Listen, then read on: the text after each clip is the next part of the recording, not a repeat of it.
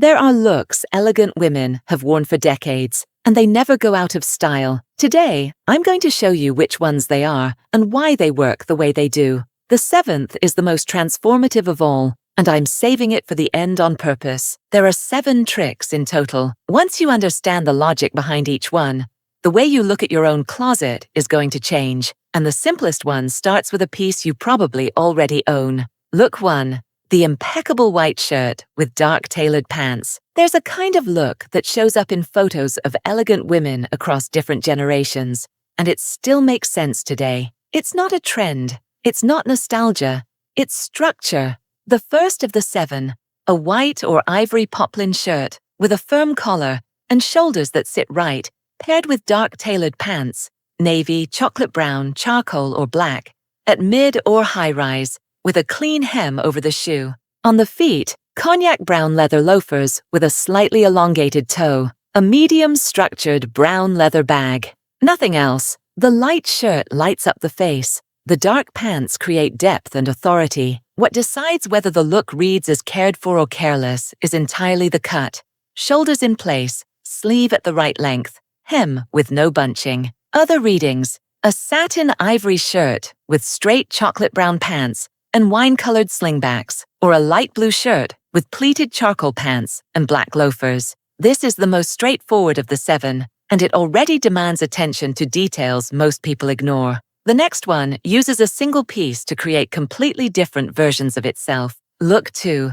The clean-lined black midi dress. There's a very common belief that a black dress needs heels, jewelry, and a full production to work. And that's exactly where most women underuse one of the smartest pieces there is. This is the second of 7, a substantial black crepe midi dress with a scoop neckline and a slightly A-line skirt. Already looks elegant on its own. Add nude slingbacks, simple gold earrings, and a structured wine-colored bag, and you have a look that works for lunch, a meeting, an event. But look what happens when you just swap out the elements around it. The same dress with brown loafers, a beige trench coat, and no jewelry looks like a completely different outfit. More casual, more European, equally sophisticated. The dress didn't change. What changed was the framing around it.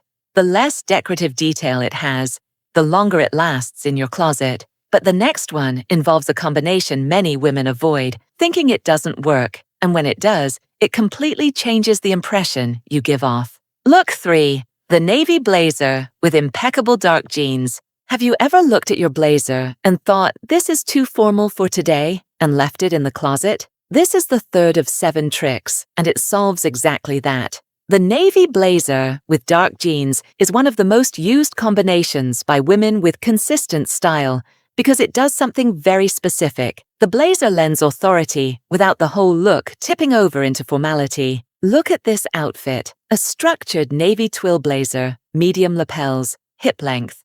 Underneath, a premium cotton ivory t-shirt. On the bottom, evenly washed dark blue jeans, straight legs, no rips, with cognac leather loafers and a dark brown leather bag. The deciding detail is the jeans. They need the same level of care as the blazer.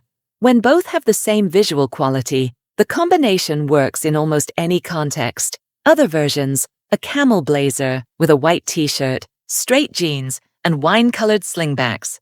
Or a black blazer with an ivory t-shirt, deep blue jeans, and subtle animal print loafers. It's a strong trick, but the next one has a construction logic very few people know, and the result in the mirror is unlike anything we've seen so far. Look 4. The camel trench coat over a color column. The trench coat is one of the most storied pieces in a woman's closet, and also one of the most wasted. The most common mistake is this: the trench worn open over a striped top, beige pants, and white sneakers. The look ends up pretty, but the trench disappears. It becomes just one more layer. Watch what happens when you change the logic of what goes underneath. A camel trench coat in substantial fabric, clean lapels, length just below the knee, underneath a black crewneck top, and straight black tailored pants, cognac leather loafers. Nothing else. This is trick 4 of 7, and the shift is more subtle than it seems. The trench creates 2 vertical lines on either side of the body. When the base has contrast or varied colors, those lines get lost. When it's a single color column, all black, all navy, all chocolate brown, the trench's lines stay crisp and the silhouette gains height and clarity. The same outfit, but with the trench open. The lines remain. The lightness increases. The result changes completely without swapping a single piece. You can vary it. A sand-colored trench over a navy midi dress with nude slingbacks, or a beige trench over a cream knit top, dark jeans, and leather flats. The logic is always the same. Outer frame, inner column. The trench doesn't need a statement accessory. It needs a base that respects its architecture. The next trick doesn't use a single structured piece, and the look still ends up feeling more constructed than any blazer. Look 5. Fine knitwear with light tailored pants.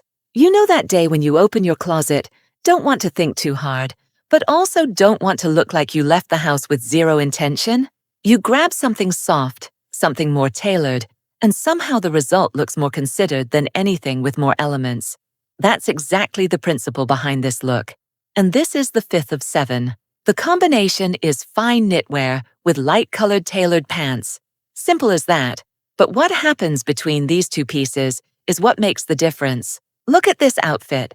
A camel scoop neck knit, merino wool, close knit, clean cuffs, with ivory straight-leg tailored pants and a well-defined waist, chocolate brown suede loafers, and a structured cognac brown bag.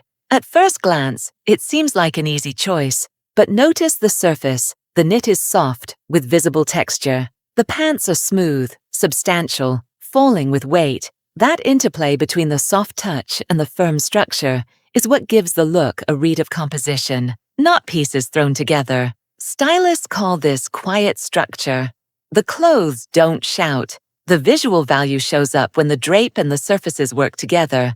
Other versions, a wine-colored scoop neck, knit with beige pants and brown slingbacks, a navy 3/4 sleeve knit with stone gray pants and polished black leather loafers, a cream crew neck knit with wide-leg chocolate brown pants and a caramel bag. One thing that ruins this look, without the person realizing, pilling on the knit misshapen cuffs, or a loose knit with no anchor below. The knit needs to be flawless. Collar, cuffs, surface.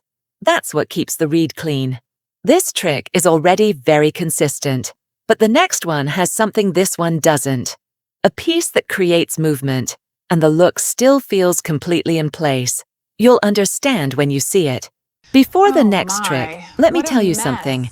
How many times have you opened a closet full of clothes and still thought, I have nothing to wear? The problem isn't a lack of clothes. It's that nobody ever taught you how to combine the pieces you already have.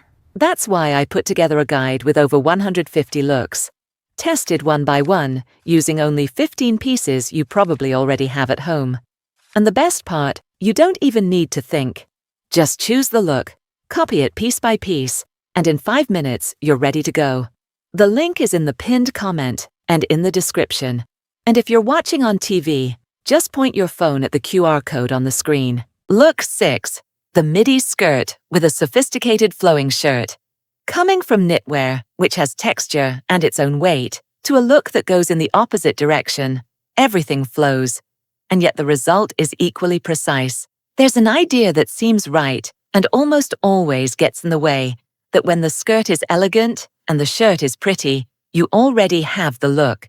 You don't. What you have is a starting point. And without resolving one specific detail, these two pieces fight each other instead of working together.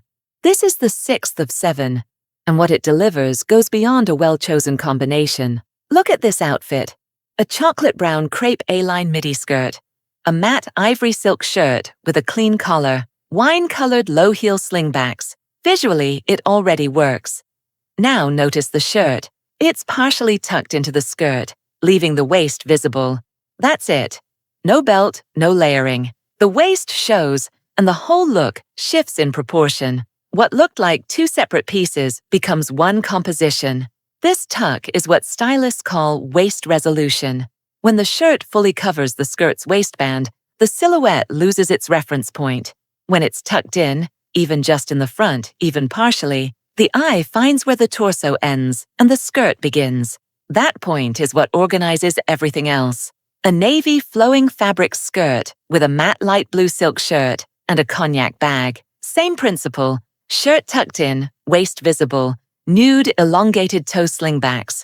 The look looks deliberate from start to finish. The fabric can be crepe, cool wool, or subtle satin. What it can't be is voluminous cut on top and voluminous on the bottom at the same time. When both pieces compete for space, the look loses its anchor. The 7th has a completely different logic, and once you understand how it works, you'll never look at proportion the same way again. Look 7. The Tonal. Look in cream camel or chocolate brown. And we've arrived at the 7th. This is the one I wanted to save for this moment because it changes how you read an outfit. Not just how you put yours together. Tonal dressing. Working within a single color family, varying depth, texture, and shape. Look at this example in light earth tones.